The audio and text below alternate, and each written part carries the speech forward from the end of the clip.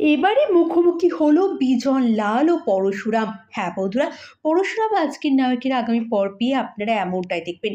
বিজিত বলল, এবারে তোমার বোন শিবানীর পাশেই তোর আমি কবর করব। এটা এই বিজিত লাহিড়ীর কথা দিল। এবারে বিজিত লাহিড়ী নয়, বিজন লাল যাবে মুক্তাপুরে। হ্যাঁ, বিজন লাল মুক্তাপুরটাকে একটা ক্রিমিনালের ঘাঁটি বানিয়ে ফেলেছে। অনেক মেয়ের সাথে তার অবৈধ সম্পর্ক, অনেক মেয়েকেই সে বিয়ে করেছে। ওইদিকে পরশুরামও কিন্তু 1 ইঞ্চি মাটিও ছেড়ে যাবে না, কারণ সে জানে মুক্তাপুর বা কুসুমপুরে বিজন লালকে ফিরে আসতেই হবে। আর বিজন লালের সমস্ত কেচ্ছা, সমস্ত কাহিনী এই মুক্তাপুর আর কুসুমপুরের মাটিতেই লুকিয়ে আছে। তাই তো নিজের স্ত্রী এত বড় একটা প্রবলেমে থাকা সত্ত্বেও পরশুরাম কিন্তু মাঠ ছেড়ে বেরিয়ে আসেনি। না, পরশুরাম আসেনি, তটিনী নিজের মতন করে সমস্তটা হ্যান্ডেল করেছে। মহিতোষ বাবুকে হাতে করেছে, সবাইকে এটা বুঝিয়েছে যে সে 7 দিনের জেল কাস্টাডিতে যাচ্ছে, বাট তেমনটা নয়। সেটা তটিনীর ট্যালেন্ট, তটিনী এগুলো করতে পারে।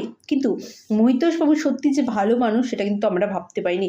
আমরা হয়তো ভেবেছিলাম যে মহিতোষ বাবু কারাপ্টেড হয়ে গেছে, তিনিও টাকার জন্য নিজের বিবেক বিক্রি করেছেন, নিজেকে বিক্রি করেছেন, বাট তেমনটা নয়।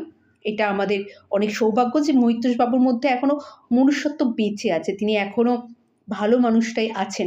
কিন্তু পরশুরাম কি করে এই বিজন লালকে কি করে সে সবার সামনে এক্সপোজ করবে, কি করে তার সত্যিটা সবার সামনে নিয়ে আসবে, কি করে সবাইকে জানাবে বিজিত লাহিড়ী আসলে বিজন লাল আর তার কয়েকশো মেয়ের সাথে ঘনিষ্ঠ সম্পর্ক আছে, সে কত বড় একজন মাফিয়া।